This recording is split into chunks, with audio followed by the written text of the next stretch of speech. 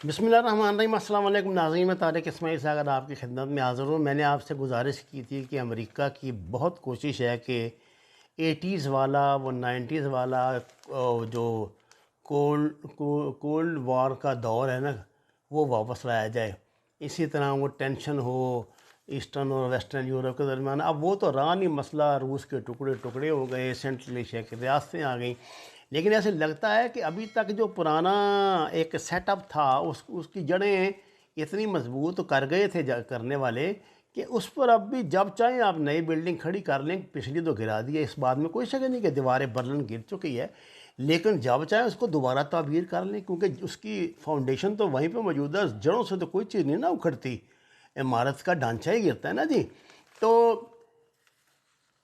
یہ مسئلہ جو ہے نا، اس کو انگیز کرنے کے لیے روس کو جو بڑی تیزی کے ساتھ یہ سینٹرل ایشیا سے نکل کے اب ایشیا کی طرف اور فار ایشیا کی طرف آگے بڑھ رہا تھا، اور امریکہ کے لیے چین کے ساتھ ساتھ نئے مسائل کھڑے کر رہا تھا، اور ایک نامحسوس انداز میں ایک وہ بن رہا تھا اتحاد امریکہ کے خلاف، جو امریکہ کے لیے بڑا چیلنج تھا۔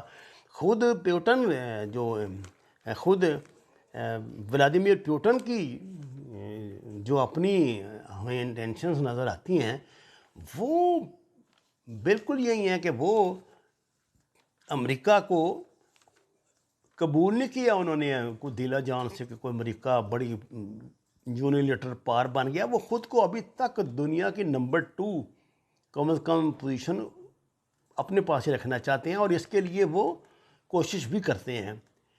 امریکن پریزیڈنٹ نے ان کو انگیج کرنے کے لیے یوکرین کا پھڈا دوبارہ شروع کرایا۔ وہاں نیٹو اور یورپین ملکوں کی فوجیں، خاص طور سے آپ کو پتہ ہے جو برطانیہ بغل بچہ ہے ان کا، امریکنوں کا، یہ وہاں ہزاروں کی تعداد میں ایکسرسائزز کر رہی ہیں، اور ان کے مقابلے میں پھر روس نے بھی جو اپنا کو 1.5 لاکھ کے قریب فوجی اور اپنے وارشپ جو بھیج دیے تھے نا وہاں اس کے یوکرین کے پاس، جو وہاں پر ڈرل ہو رہی ہے۔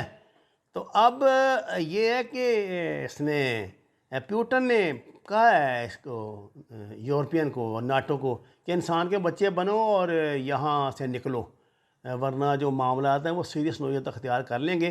فی الوقت اس نے جو ان کے ہیں ڈیفنس منسٹر، انہوں نے یہ سرگئی شوئیگو انہوں نے وہاں سے نا اپنی فوجیں کہا ہے کہ ہم واپس بلا رہے ہیں، اور ہم یہ چاہتے ہیں کہ ہم اپنا مسئلہ خود حل کریں۔ انہوں نے دیکھیں صدر پیوٹن نے کیا کہا ہے، انہوں نے کہا ہے کہ امریکہ، برطانیہ، یورپین ممالک یا نیٹو کو کیا تکلیف ہے، ہمارا اپنا ہمسایہ ملک ہے، کبھی ہمارا حصہ رہا ہے، اگر ہمارا اس کے ساتھ ایسٹرن بارڈر پہ پرابلم ہے، اور کیف کو جو ہم نے اپنا حصہ بنایا ہے یا کچھ کیا ہے، تو یہ اس کو ہمارا مسئلہ ہے۔ انہوں نے اب زیادہ اخلاقی جرأت کا مظاہرہ کرتے ہوئے زیلنسکی جو ہیں یہ ان کے جو صدر ہیں یوکرین کے، ان کو دعوت دی ہے کہ بھئی تم میرے ساتھ خود براہ راست بات کرو، تم یہ ان کو کیوں ان کے پیچھے کیوں لگے ہوئے ہو، معاملہ تو ہم نے اور تم نے ختم کرنا ہے۔ اور اب زیلنسکی جو ہیں وہ روس پہ اعتبار کرنے کو تیار نہیں، وہ ویسٹ کے اتنا گر چکے ہیں ویسٹ کی گود میں، اور اتنے انہوں نے ان کو اتنے اخلاقی طور پہ اور معاشی طور پہ جکڑ لیا ہے۔ آپ کو پتہ ہے ان کا طریقہ واردات تو یہ ہوتا ہے، اور وہ یہ بات جانتے ہیں کہ اگر یہ نیٹو نے ان کے سر سے ہاتھ اٹھا لیا، نیٹو مین امریکہ ہی آپ سمجھے نا جی، یا اس نے یورپ نے اٹھا لیا، تو وہ تو اکیلا رہ جائے گا، اور وہ روس یہ جب بھی چاہیں گے یہ باقی جو ہے کسی نے یوکرین پر ہی نہ قبضہ کر لیں۔ ابھی تک تو وہ ایک چھوٹی سی جگہ تک ہی محدود ہے نا جی، کریمیا تک ہی۔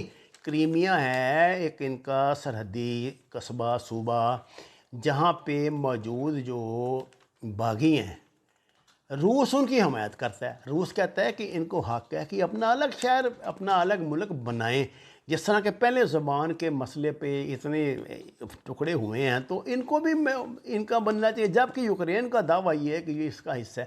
یہی وہاں پتہ نا آذربائیجان کا مسئلہ تھا ادھر، کہ وہ بھی ایک رپھڑ پڑا ہوا تھا ان کا ایسا ہی۔ تو اب یہ مسئلہ وہ کہہ رہے ہیں کہ ہم خود حل کریں گے۔ آپ کو پتہ ہے کہ 2014 میں نا رشیا نے کیا تھا اس پہ قبضہ، یہ کریمیا پہ باغیوں کی مدد سے، اور باغیوں کا قبضہ کرایا تھا۔ تو اب وہ یہ چاہتا ہے کہ یہ اس کی نا اس ولادیمیر پیوٹن کی ایک یہ سمجھیے کہ نیچر ہے اس کی. یہ بندہ برداشت نہیں کرتا کہ جو روس کے ٹوٹنے کے بعد ریاستیں بنی تھیں وہ امریکہ کے زیر اثر چلی جائیں یا یورپ کے زیر اثر چلی جائیں. دیکھیے دنیا کے جتنے اب خزانے ہیں نا وہ تو ہیں سینٹرل ایشیا کے نیچے. دنیا کی سب سے بڑی گیس پائپ لائن، دنیا کے سب سے زیادہ گیس اور پٹرول کا تو اندازہ ہی کوئی نہیں اگر کہ جب یہ نکلنا شروع ہوا. اس کے علاوہ درجنوں ایسی دھاتیں ہیں. یہ سلسلہ افغانستان سے شروع ہوتا ہے، افغانستان بلکہ میں کہتا ہوں پاکستان سے شروع ہوتا ہے. آپ کیا سمجھتے ہیں جو پاکستان نے عمران خان نے آتے ہی ایک جرت کی تھی وہ کراچی کے آگے وہ سمندر سے تیل نکالنے کی، اور وہ جو 2 مشینیں لگا لی تھی وہاں پہ وہ کوئی ناکام تھی، نکلا نہیں تھا. وہ اللہ کے بندے سارا کچھ ہو گیا تھا، ڈنڈا دے دیا IMF نے. ان کا خبردار بند کرو، کیا تماشا لگایا ہوا ہے. غلاموں کو کس نے حق دیا کہ اپنی مرضی سے سوچیں کریں. یہ میں آپ کو بتا دوں عمران خان عزائم تو بڑے لے کر آیا تھا، لیکن مجھے نہیں سمجھ آتی عمران خان پاگل تھا یار. پوری دنیا کا ایکسپوجر تھا اس بندے کو، یہ انٹرنیشنلی اتنا فیمس بندہ تھا. اس نے اور اس کے تعلقات جو دیکھنا جس خاندان میں یہ بیاہ ہوا تھا، جس خاندان میں جناب والا وہ دنیا کے 5 یا 6 جو بڑے میں کہتا ہوں دنیا پر اثر و رسوخ رکھنے والے معاشی لحاظ سے بھی اور سیاسی لحاظ سے بھی خاندان ہے. ون آف دیم تھا. وہاں اس کے لوگوں سے ملاقاتیں ہوتی ہوں گی، اس کے تو پرسنل فرینڈ تھے. یہ جو شاہی خاندان تھا اس کی وہ جو بیچاری پھر بعد میں اس کے عشق میں ماری بھی گئی تھی، اور بھی جو وہاں کے شہزادے بادشاہ ملکہ یہ سب اس کے پرسنل فرینڈ تھے.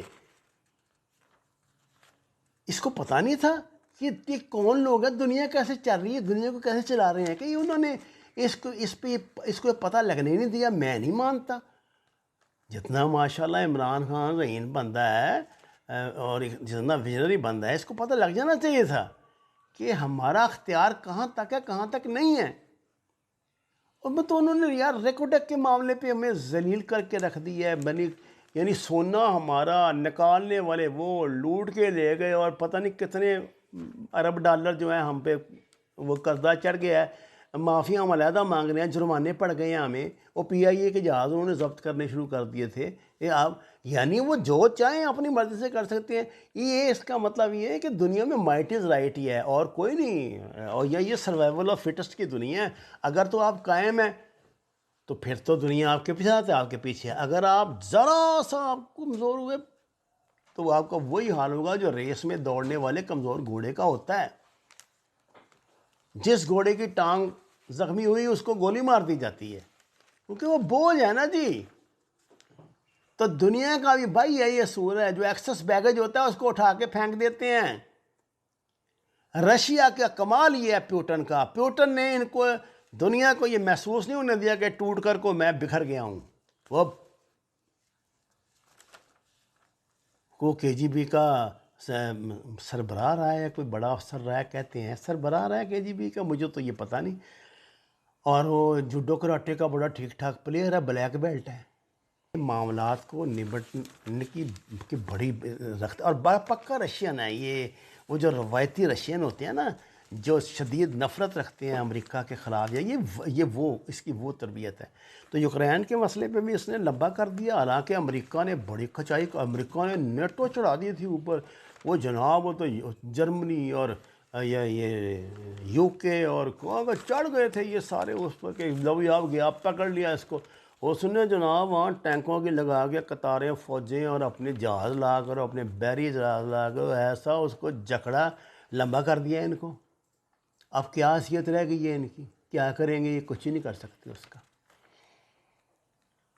جناب والا اگر آپ نے دنیا میں زندہ رہنا ہے ہو صداقت کے لیے، جس دل میں مرنے کی تڑپ، پہلے اپنے پیکر خاکی میں جان پیدا کریں.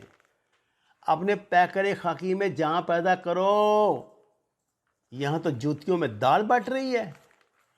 یہ تو دوسرے کا وجود نہیں برداشت کرنے والے. ایک دن کے لیے آپ ایک بیان دکھا دیں رانا ثناء اللہ کا، جس میں آپ کو دکھائی دیا ہو کہ اس نے کوئی عزت کوئی اخلاقیات کا معیار برقرار، جو ملک کا وزیر اعظم ہے، کہ چوری سے بنا ہے، دھوکے سے بنا ہے، سلیکٹڈ ہے، جو مرضی ہے، بدماشی سے آیا ہے، آیا تو ہے نا. کیا یہ زبان جو مارشل آرٹ ڈکٹیٹر ہوتے ہیں ان کے خلاف آپ استعمال کرتے ہیں؟ اس وقت وہ آپ کی زبان کو وہ پڑ جاتی ہے دندل.